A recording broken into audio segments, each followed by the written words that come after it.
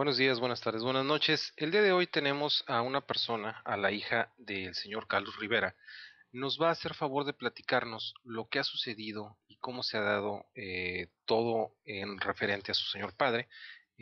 ¿Cómo está? Buenas noches, bienvenida. Mm, Buenas noches. Muy bien. eh, un poco más tranquila que el día de ayer. Está empezando a fluir un poco, avanzar el proceso legal en torno a mi padre y eso de cierta manera reconforta a la familia, aunque aún no ha terminado esta lucha. Muy bien. Nos acompaña también Afrodita Opina en la entrevista. Afrodita, ¿cómo estás? Buenas noches. Hola, muy buenas noches. Saludos a todos y todas aquí en este esfuerzo informativo de Red Generación. Me da muchísimo gusto el saber de su trabajo, el saber que el público sigue pendiente de los espacios noticiosos y hoy con esta amable invitación a participar de esta entrevista. Muchas gracias, Carolina, por brindarnos tu confianza, por brindarnos tu tiempo para informar a la gente qué es lo que está pasando con tu papá. No sé si podamos empezar ya con las preguntas. Sí, por supuesto. Si nos pudieras platicar quién es Carlos Rivera.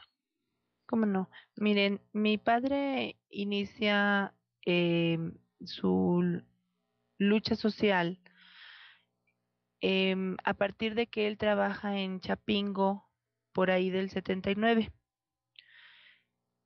Él era un trabajador de confianza, no tenía ninguna base ni nada de esto, pero empezó a entrar en ciertos círculos de protesta y de intervención social y lo fue reafirmando a lo largo de su carrera. Mm, Primero a través de su participación en Degeta. Quiero aclarar, mi padre no tiene estudios formales, mi papá no es ingeniero ni es contador, pero mi padre siempre ha sido un hombre de lucha y de mucho trabajo. En Degeta, que es un subsistema de la SEP, él siempre tuvo una clave administrativa, lo que se le llama una clave administrativa, y con esa misma se jubiló. Hago esta aclaración porque creo yo, ante, ante todos estos hechos, que hay personas que piensan que mi papá ha amasado una pequeña fortuna a lo largo de su carrera y esto no es así. Hoy realmente me gustaría hacer varias aclaraciones respecto al trabajo de mi padre, respecto a la lucha social que él integró no solo en Nayarit, también en los estados de Zacatecas, en los estados de Michoacán, de Guanajuato y últimamente creando grupos de cooperativistas en Jalisco.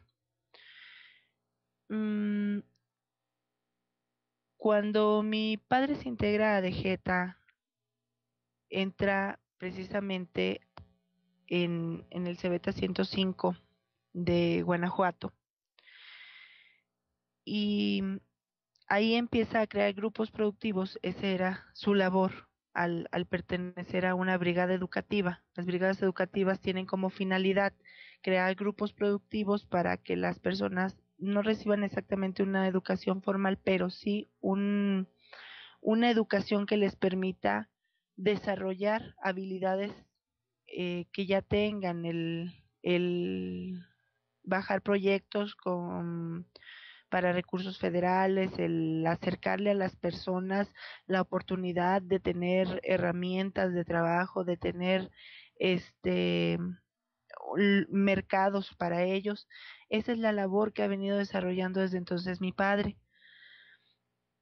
Cuando labora de esta forma, se acerca a UNORCA, que es una asociación civil sin fines de lucro, que hace exactamente lo mismo, acercar a pequeños productores, a oportunidades de autoempleo a oportunidades de desarrollo de negocios y,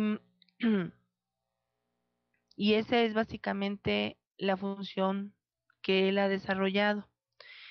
Sin embargo, bueno, siempre hay alguien molesto tal vez, porque al no tener al pueblo tan oprimido, tan ignorante, es mi forma de verlo, se tiende a pensar que la persona que ofrece su ayuda, aunque este sea su empleo, es un revoltoso, es un revolucionario.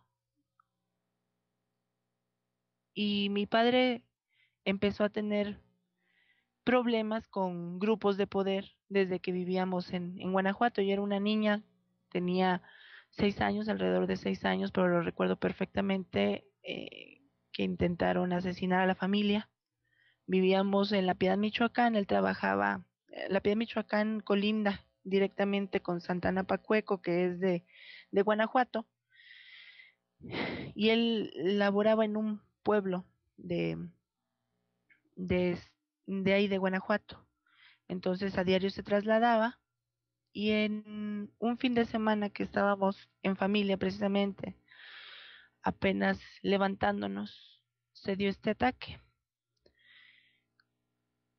Por fortuna, por fortuna los vecinos, al escuchar los gritos de mi madre, acudieron a nuestra ayuda y, y mi papá pudo salir con bien, lo apresaron porque él portaba una pistola con la que se estaba defendiendo ante nuestros agresores. Y ya estando dentro de la cárcel, le crearon eh, pruebas de otros delitos que él no cometió, porque en realidad lo único que sucedió esa mañana fue que defendió a su familia y lo acusaron al contrario de ser el agresor. Desde ese día comprendí, yo como niña, mis hermanas como adolescentes, que la lucha social implica estar en riesgo, eh, estar en contacto directo con peligros y poner en riesgo también a tu familia. Y decidimos todos eh, que íbamos a sortear esas vicisitudes porque sabíamos que esa es la vida de mi padre y es lo que él ha deseado para mejorar esta, este país. Es su forma de ayudar a esta nación que él tanto ama. Sabemos que esto pues es un riesgo y que muchas veces los activistas sociales se ven en la situación en la que está pasando ahora mi padre. Sin embargo, ahora mi padre ya no es ese joven de hace casi 30 años. Mi padre es ya un anciano. Disculpen. No, no te preocupes, entendemos perfectamente. Y es por eso que, aunque yo respeto mucho su posición, porque créanlo o no, él ahí donde está, lo que quiere es justicia solamente. No está pidiendo ningún favor político, no está pidiendo tratos especiales, sino que se le lleve un proceso apegado a derecho, que tenga sus garantías individuales conforme la ley lo dicta. Yo, la verdad, de terminología legal no conozco, pero sé que se ha abusado de él por la forma en que fue aprendido. Entonces, tú nos estás contando, Carol, la trayectoria social, de lucha social de tu padre, como líder, como no solamente un dador de discursos, sino como un hombre que ha dedicado su vida a procurar para su comunidad educación y justicia. En este sentido, quisiera que tú me platicaras un poquito más de cómo se ha ido transformando la lucha de tu padre hasta el día de hoy, para que llegáramos a este punto en el cual es reprimido de esta manera y sus derechos son violentados, porque también nos contabas por ahí que tu padre acababa de sufrir algunas enfermedades y que había sido operado también, ¿no? Así es. Platícanos, ¿no? Mira, cuando mi padre sale de todo este embrollo en Guanajuato, nos mudamos a Zacatecas, que es donde mi padre vuelve a trabajar en el Cebeta de Ojo Caliente, y ahí él conforma nuevamente cooperativas. Ahí lo recuerdo más, porque yo era más grande, tenía alrededor de 8 o 9 años. Recuerdo que mi padre conseguía para los campesinos, para los productores, hatos de ganado de borrego peligüey, por ejemplo. Me parece importante decirlo, ya que nosotros jamás vivimos una vida holgada. Si bien mi padre nos dio educación a sus 3 hijas, realmente nunca vivimos con exceso de ninguna forma. Siempre tuvimos lo meramente necesario, nunca nos faltó comida, bendito sea Dios. Y gracias al trabajo de mi papá, porque mi mamá era ama de casa. Y en todo este tiempo, nunca, jamás, yo lo vi ni estrenar carro o camioneta, como es muy dado en personas que se dedican a ese negocio, que muchos lo ven como negocio. Em, Rentábamos casa en Zacatecas, y durante mucho tiempo fue así. Al cabo de un tiempo decidimos, de hecho, por las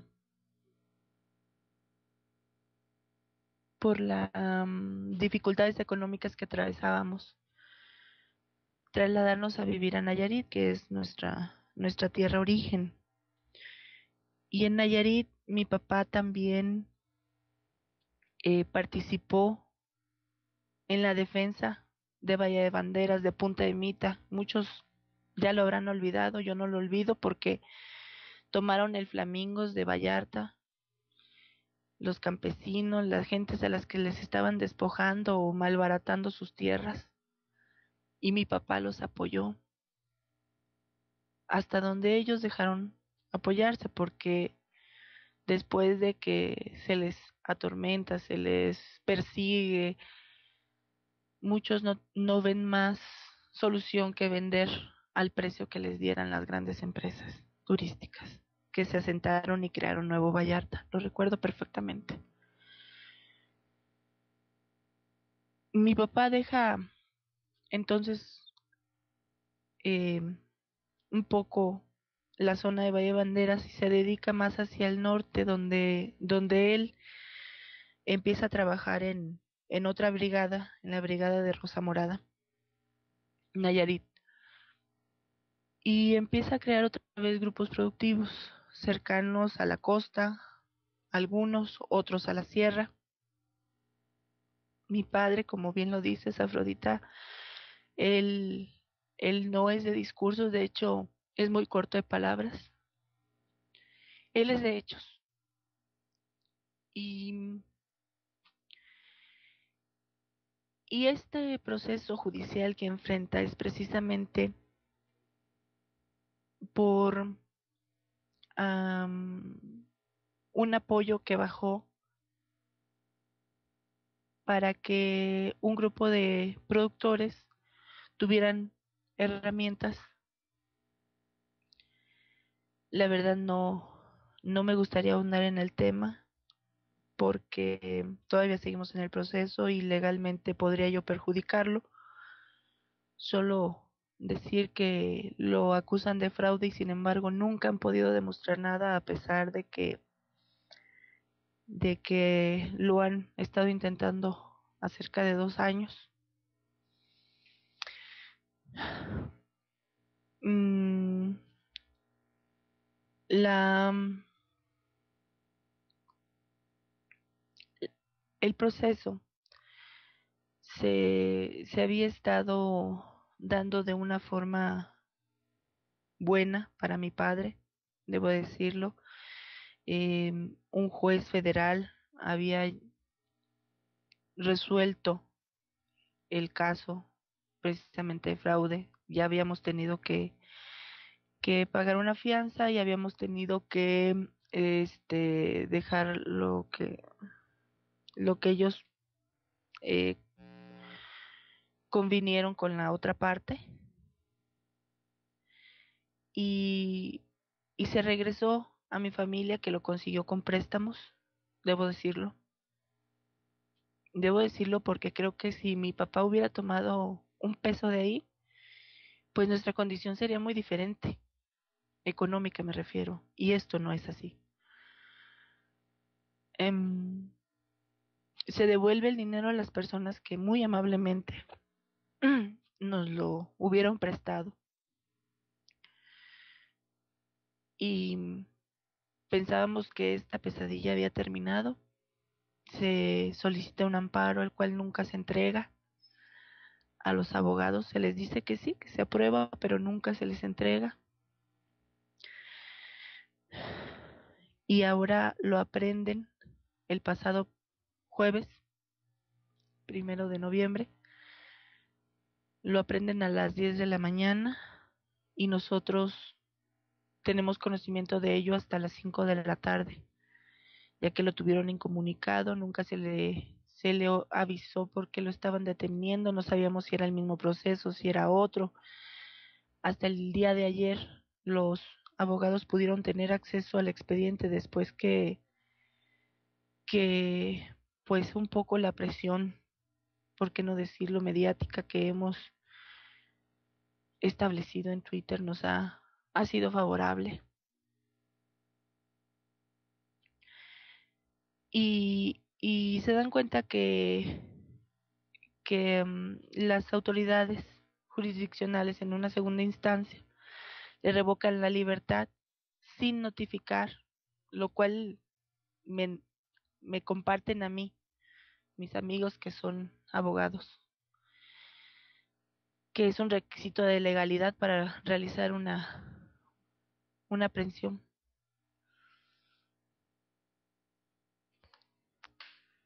Es, me parece a mí inverosímil que se les haga caso a los denunciantes a esta altura, cuando en primera instancia se demostró que no les asistía la razón. Mi padre hace 2 semanas tuvo que ser intervenido por segunda vez de cáncer. Él padece cáncer, eh, su estado es delicado y en el lugar que se encuentra tememos por su salud. Eso es lo que a mí, que la verdad, y lo están escuchando, soy bastante miedosa, me llevó a realizar un llamado de auxilio en el Twitter, pidiendo que por favor les sea asistido el derecho a mi padre, los derechos humanos, que no se le quiten sus garantías individuales. No estamos pidiendo favores. Si el proceso ha de seguir, que continúe, a pesar de que ya había eh, Una violación previa, ¿no? así es, A sus derechos constitucionales. exacto. En este momento es como nos encontramos. A él le han fijado fianza el día de hoy, una fianza realmente alta, y el abogado probablemente buscará que sea reconsiderada en próximas horas. porque no es opción para nosotros, definitivamente. Uh-huh. Cuando lo aprenden, sin Uh-huh. orden de aprehensión, ustedes se enteran hasta las 5 de la tarde. Cuando Así. ustedes acuden a buscarlo, Uh-huh. ¿qué les informan? ¿Qué les dicen? ¿Por qué lo tienen detenido? Les dicen que estoy hablando del 1 de noviembre, de las 5 de la tarde. Estamos hablando de Sistema Nacional de Impartición de Justicia. Se habían ido ya de puente. Entonces, les dicen que nada más están los guardias, que, que ellos no les pueden dar no están autorizados para dar ninguna información y que esperen hasta el lunes porque las personas encargadas no se encuentran en ese momento. Se intenta buscar al juez y no se encuentra, ya había salido a su receso, a su descanso. Y el día lunes hasta como lo acabo de mencionar, hasta muy avanzado el día, se les permite a los abogados acceso al expediente.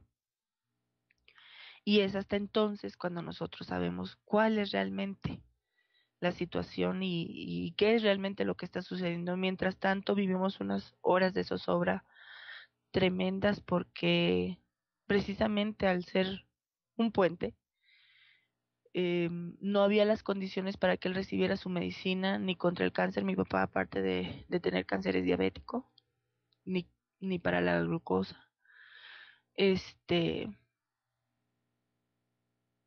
Él pues lo estaba pasando mal física y anímicamente al no saber por qué estaba ahí y al no permitirnos el libre tránsito para verlo.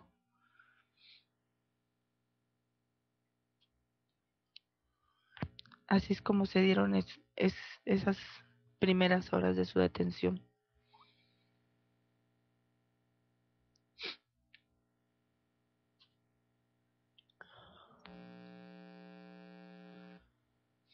Muy Afrodita. bien, nos preguntan, perdón, tenía el micrófono cerrado, nos preguntan eh, eh, que claramente cuáles son los cargos, cuál es qué se le imputa a tu padre para detenerlo y si esto ya es un proceso ya viejo o es algo nuevo sacado por estos gobernadores que tenemos últimamente, que sabemos que están en contra de la protesta social, de la lucha por la autonomía de la gente, por todas estas cosas por las que siempre hemos pugnado. ¿Quiere saber la gente? Me preguntan por acá, por Skype, ¿qué es realmente lo que lo acusan a él? Muy bien, él está acusado por fraude directamente por el grupo productivo que les comentaba. Yo no puedo confirmar ni negar la línea que pudiera existir de alguna autoridad. Tememos que esto sea como se ha dado en nuestra historia de lucha con mi padre, a su lado, acompañándolo. Obviamente sabemos perfecto que el que él realice estas acciones en favor de personas que no siempre tienen la oportunidad de estudio, de trabajo, de acceder a empleos dignos, obviamente eso causa enojo y causa incomodidad, pero a ciencia cierta no tenemos noticia de que haya alguna autoridad involucrada. Esperamos que no. Pedimos repito, un proceso apegado a la ley. Si mi padre ha cometido una falta, que yo puedo asegurar que no, que se le castigue por ello, pero habiendo llevado un debido proceso. Piden justicia, piden derecho como debe de ser. Así es. Lupiluz nos pregunta que si los derechos humanos los han apoyado de alguna forma. ¿Se han ustedes acercado a alguna organización o a la Comisión Nacional de Derechos Humanos o algo por el estilo?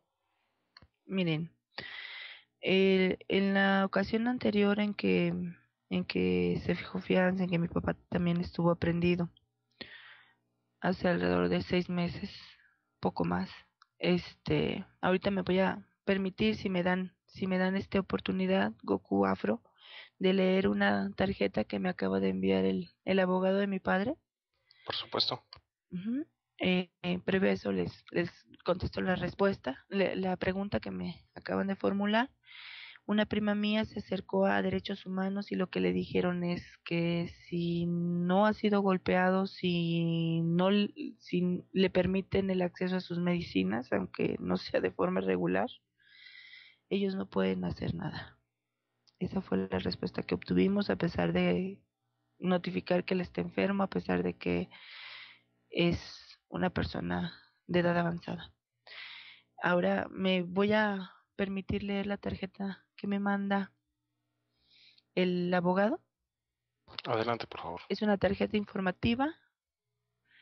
Carlos Enrique Rivera Bielmas, nombre completo de mi padre. Delito, administración fraudulenta. Los ofendidos, productores agropecuarios e industriales de servicios de Aután, municipio de San Blas Nayarit, SPR, DRL.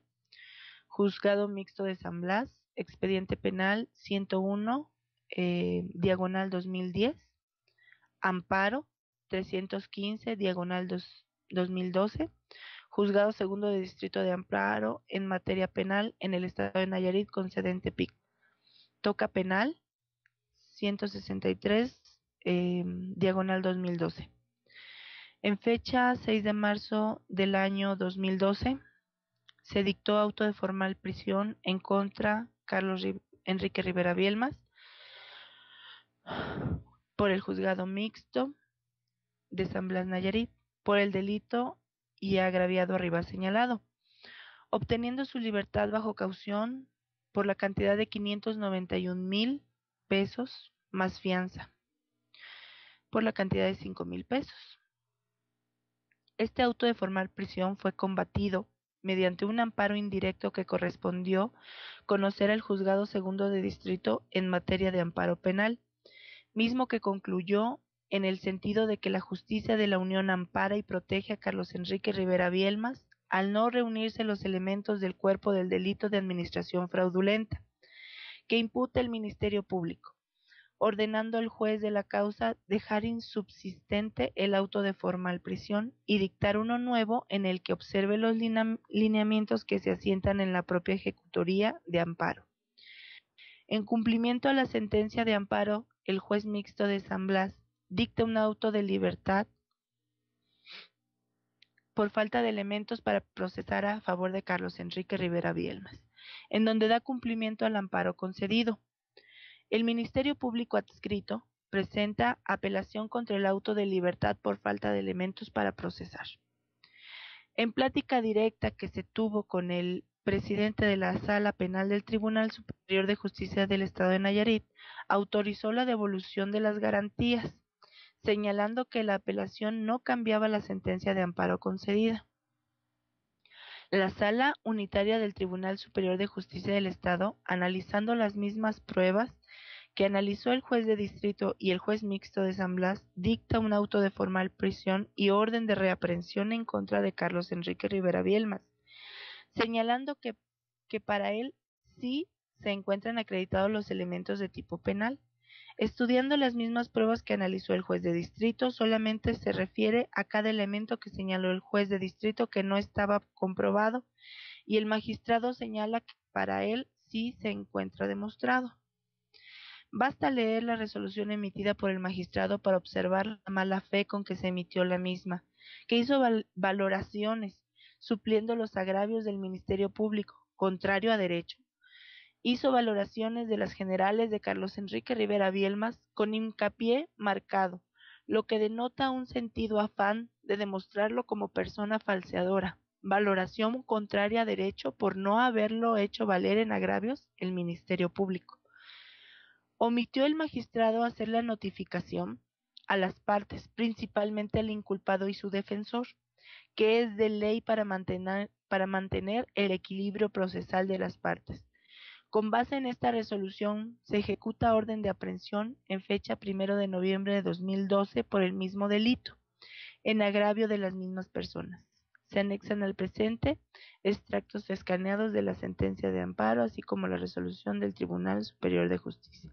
Acciones: promover amparo indirecto en contra de la resolución del tribunal, mismo amparo que por ley le corresponderá conocer al mismo juez de distrito que ya concedió en amparo en una ocasión. Como aquí finaliza, como pueden escuchar, pues ya habiendo sido concedido el amparo por haberse desestimado los elementos del cuerpo del delito, aún así los magistrados revocan y no notifican ni a mi padre, que es el inculpado, ni a su defensor, pasando por alto las leyes. Esto es lo que nosotros clamamos como una injusticia, porque si las leyes se aplicaran, mi padre no tendría por qué estar en este momento preso. Gracias por permitirme la lectura. No, pues es importante que nos brindes toda esta información para conocer el panorama y sobre todo para nosotros entender lo que estás viviendo tú, lo que está viviendo tu papá.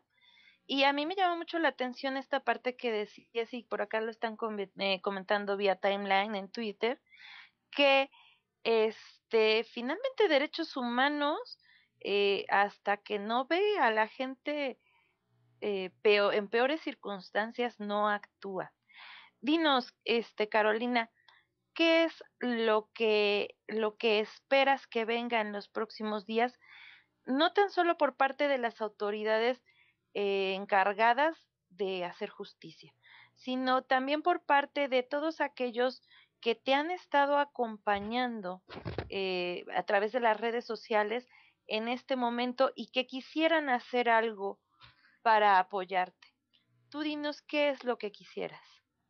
Mira, Afrodita, yo agradezco, en primer lugar lo tengo que mencionar, enormemente este cariño, este amor hacia mi persona, hacia mi familia, que han demostrado. Si bien somos gente que nos comprometemos, que siempre está, por lo menos en Twitter, en marchas, estamos intentando crear una nueva nación con nuestro trabajo también. En el diario, yo también soy maestra, yo también trabajo en DGETA. En el día a día intentamos dar como familia algo mejor a esta patria. Pero nunca me imaginé tener de verdad tantos amigos a mi lado, de verdad, tanta gente que nos ha apoyado. Para mí eso es enorme. Yo les pido que no nos olvidemos del caso, como sucede con todo, que no permitamos que esto se vuelva a repetir, que no permitamos otra aprehensión injusta hacia mi padre. Ahorita se está buscando la forma de reunir la cantidad, ya la escucharon, es para alguien como ¿Nos la nosotros puedes que, repetir, por favor, Carolina? sí, como no, permíteme. ¿Qué cantidades? 591,000 más fianza de 5,000 pesos. Eso fue la vez pasada. Ahorita el abogado intentará que sea un poco menos. Sin embargo, no nos ha asegurado nada porque depende del resolutivo que tome el juez. Pero se está intentando reunir la cantidad